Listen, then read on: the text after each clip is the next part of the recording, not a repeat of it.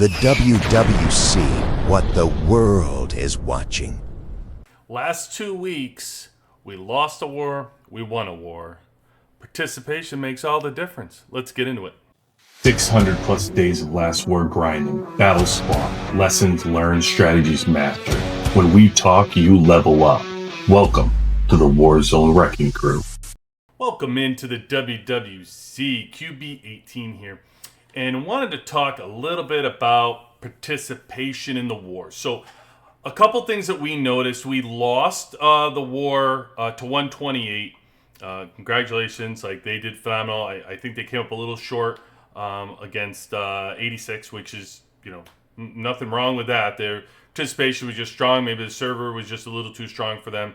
Either way, nice people. It was great war. We had, it was very close. I think it ended up being, we came back from 22% to 9% when we fell short. One thing we noticed that their participation was much higher than ours in that, which good for them. But it also showed us our shortcomings and how we can address it. So what we did was, we didn't just stand around and yell in the chat at everybody and say, do this, do that. What we did was we sent our strongest people out into in the alliance out, and really to take a look at, from FS4 and FSX and spread people around. We sent people to the 3rd Alliance, we sent people to the 4th Alliance, to the 5th Alliance, to just try to get more participation, to make people understand that sometimes you're not losing these wars because of straight strategy. Although you may come back and say, oh, you're angry because you lost your war because you didn't strategize properly. No, a lot of it is just not being in the mud and not getting that participation from the server. Everybody has to play a role. And if you think like these big, whales and VIP 18s can do it alone, that's one thing that I noticed coming in here, that you need to support, people that are stronger. They can't do it alone. And we've seen that time and time again in this game that, maybe there's some people that can do it that are incredibly strong. They don't need as much support. But for the most part, everybody needs to support their server and support their people. And so we saw that this war, and we beat 107. So we had people from these alliances, in the 4th Alliance and 5th Alliance, we had them showing up 50% more of the time. And that just goes to show you that participation just improves your odds of winning. It doesn't guarantee anything, nothing guaranteed in the game, but it improves your odds of winning. And 107, good server. Like we fought them. They're incredibly strong as well. We were just able to overcome this week because of the participation, though. So you can go look at the war and see it with visuals. You could see they're on live, both of them from both days, and you can see when I take a look from the outside in how many people showed up. But there was also, after that, we cut to a second war. After our war was done, and that was against 220 and 263. All right, 263 versus 220. You can see here, I apologize for the chat on the left. I would have made it smaller or move had I known it was there. But behind this chat is Justin, who's the strongest person in the game right here. And above him is another VIP 18, Warfan. And you'll see his name pop up here as well. And so 220... when I did take a spin out during the broadcast, which you can look at the live, it's about 3/4 of the way in, is this war. I take a look at the overall participants and who's there. And it seemed like that 220 had a lot more participation than 263 had. And so even though, 220 was outnumbered, outpowered, they had powerful people, but nowhere near what 263 did, they were still hanging in there. And when we cut here, I think it was around 81%. They were tied somewhere around there. So even though that happened, what I want you to pay attention to is not only the participation, but they were so smart in what they were looking to do, which anybody can do. And I want to make sure you take in whether you're a free-to-play or low spender and understand the move that they make and how important it was.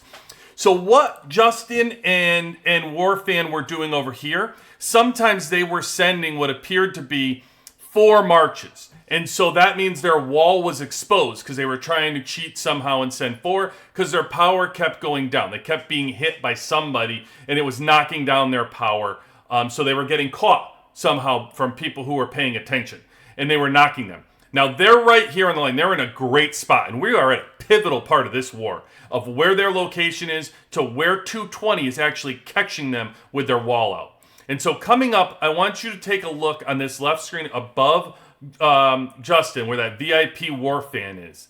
And you'll see right here, he is ported by somebody. He's a VIP 18 and he was ported. So just think, I want you to take a step back and think if you're a free-to-play, you're a low spender, and think you can't have an impact on a war.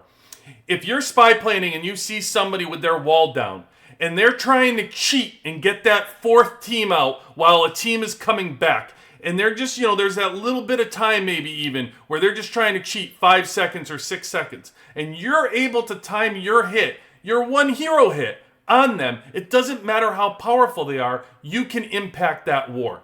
And here, as you can see, they port a VIP 18 at a pivotal part of this war. Amazing work from 220. All I kept hearing about was Justin this and Justin that. Like, amazing. I have no problem with Justin. I'm sure Justin is a lovely man. But just to, celebrate Justin every time he's on the screen, we're going to kiss his butt because he's the strongest person in the game. Come on. If I'm going to interview somebody or talk to somebody, I'd rather talk to somebody from 220. How did they get their participation up? How did they end up like this? Their strategies, their people, the intelligence of their folks to, in the middle of this war at this pivotal part, to continue to go for these VIP 18s is incredibly, incredibly good. Just inspiring to watch this in this war and how competitive they were. I also want to say, in this pivotal part, the reason why it's such a big deal to port him from where he is, because right now he's in a comfy spot. He is in a comfy spot with the shortest trip from point A to point B to that capital where he is, if you look. So they want to send these troops there just like this the whole time. By actually porting him, what you do is you make him have to relocate.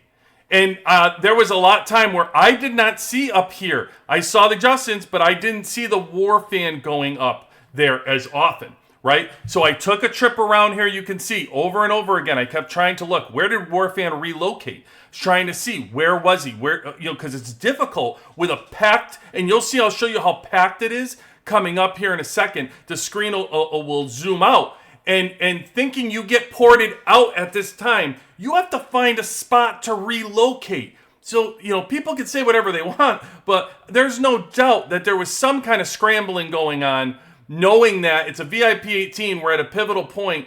220 has actually started to hold on to the capital for a little bit. And you see here, look at all these spots. Where do you find a spot to come back in if you're warfan ported at this level? It's very difficult, and you certainly can't get to where you were. So he is able to, around here, can you see him right here? This is the VIP team warfan. You got 1, 2, 3. And he's more of an angle to the capital here that he's now sending his troops. So really just an amazing job by them to port him out and put this situation. Now, they still lost, which is fine. I mean, I think a lot of people had them losing before this fight even started. So for most people, they say, I was right anyway. The fact that 220 was able to stand in there and stay as strong as they did with the organization, participation, and be on top of that was really awesome.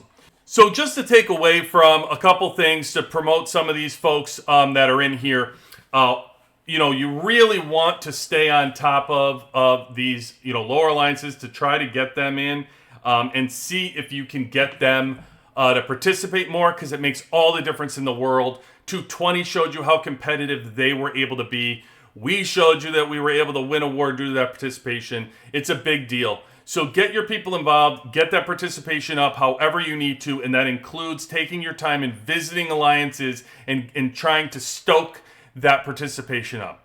QB18 out.